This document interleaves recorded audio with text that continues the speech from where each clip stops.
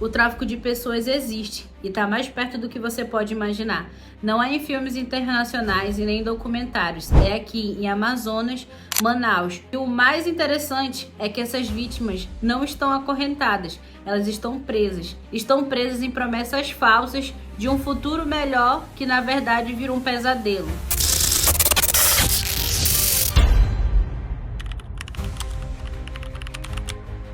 O município de São Gabriel da Cachoeira, localizado no interior do Amazonas, uma das regiões com maior população indígena do Brasil, uma associação de cunho religioso se apresentou como uma ponte para o futuro. Prometiam bolsas de estudos na Turquia para jovens indígenas. Disseram que eles voltariam formados em direito, engenharia, medicina. As famílias acreditavam com dificuldade, se despediram de seus filhos com esperança, mas chegaram à Turquia, os jovens se viram isolados, vivendo em condições precárias, com alimentação limitada, sem qualquer acesso à educação. Foram detidos por autoridades locais por irregularidades, deportados semanas depois. Ao todo, mais de 15 jovens foram envolvidos. A Polícia Federal investiga o caso como tráfico de pessoas disfarçado de intercâmbio cultural. Segundo a investigação, há fortes indícios de que o objetivo real era a doutrinação religiosa forçada, contrariando os direitos fundamentais dos jovens. Eu queria ir para a Turquia, mas primeiro eu pensei em terminar meu ensino médio. Maria Domingas, a mãe, foi quem autorizou a saída dos meninos de São Gabriel da Cachoeira. Já que a gente somos daqui, mora simples assim, eu achei bom lá. Tudo com tapete, era quartinho dele com ar-condicionado bem frio. Era beliche, embaixo e em cima. E comida, tudo. Às vezes as pessoas acham assim, pensam muito naquele tráfico puro, onde a pessoa está acorrentada a uma cama, onde a pessoa está sofrendo agressões. Não necessariamente ele acontece dessa forma, né? Às vezes ele é um convite para que a pessoa vá para um outro país, a pessoa vai de forma voluntária, ela realmente quer isso. Só que quando ela chega lá, não foi dito para ela exatamente o que ela ia fazer lá ou quais eram as condições que ela ia ser submetida.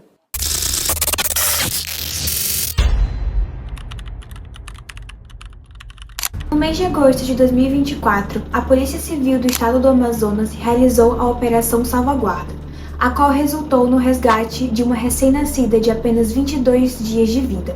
A criança havia sido entregue pela própria mãe a um grupo criminoso como forma de quitação de dívida oriunda do tráfico de drogas. O caso ocorreu na capital, Manaus, e levantou graves questões sociais e criminais, envolvendo tráfico de pessoas, falsidade documental e violação de direitos fundamentais da infância. As investigações conduzidas pela Delegacia Especializada em Proteção à Criança e ao Adolescente constataram que a mãe da criança, uma jovem de 19 anos e dependente química, utilizou documentos falsos para registrar o nascimento da filha com outra identidade.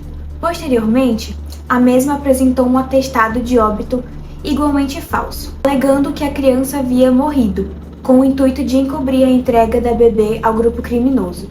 As duas principais suspeitas, irmãs de 22 e 24 anos, foram presas e responderam a diversos crimes. A recém-nascida foi encontrada na residência de uma das mulheres no bairro Santa Etelvina, zona norte de Manaus, em condições que levantaram preocupações sobre sua segurança. Durante a operação, também foram apreendidas drogas e documentos falsificados.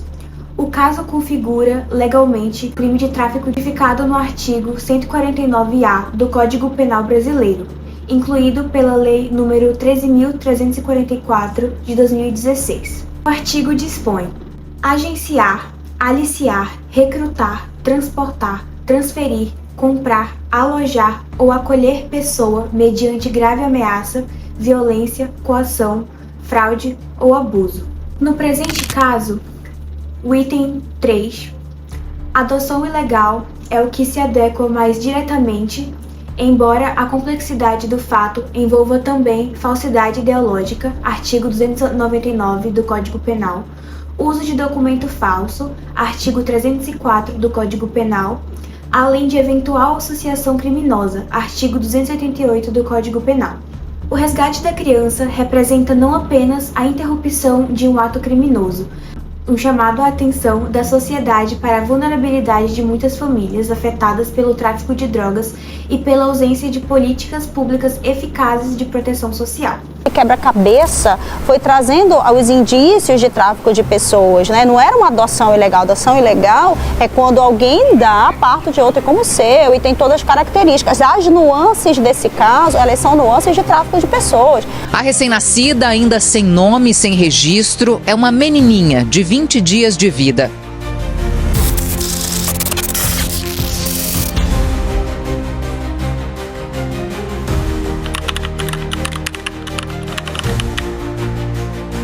Em dezembro de 2022, um caso chocante veio à tona na cidade de Manaus.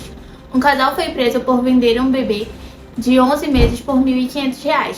A mãe da criança, uma imigrante venezuelana em situação de extrema vulnerabilidade, estava nas ruas com seus 3 filhos, quando sua filha mais nova adoeceu gravemente.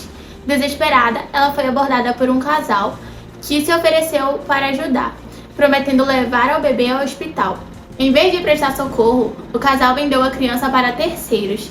A mãe, sem notícias da filha, procurou ajuda e denunciou o ocorrido à polícia. A delegacia especializada em proteção à criança e ao adolescente iniciou investigações e, através da Operação Bagu, conseguiu localizar e prender os responsáveis.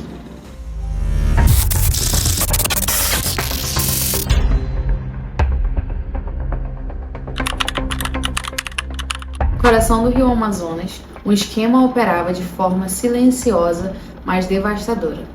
Grupos criminosos ofereciam pacotes de pesca esportiva para turistas estrangeiros, especialmente norte-americanos. Para trabalhar nesses barcos, meninas ribeirinhas e indígenas eram aliciadas com falsas promessas de emprego, ajudantes de cozinha, camareiras, recepcionistas, e na prática elas eram obrigadas a prestar favores sexuais aos turistas. A maioria era menor de idade e uma delas chegou a engravidar durante a exploração. A denúncia partiu das próprias vítimas, que com coragem procuraram uma MP. A investigação da Polícia Federal resultou na prisão de 3 brasileiros e um norte-americano.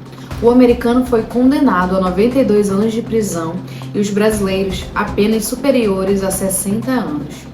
Os casos ocorriam em embarcações, segundo o Ministério Público Federal, e muitas das vítimas elas eram atraídas para trabalhar nas embarcações sob o falso pretexto de exercer a função de auxiliar de serviços gerais. O Ministério Público informou que as acusações foram comprovadas por depoimentos das vítimas. Elas deram riquezas de detalhes sobre a dinâmica da exploração sexual e a atuação dos responsáveis pelas ações, ressaltou o Ministério Público Federal.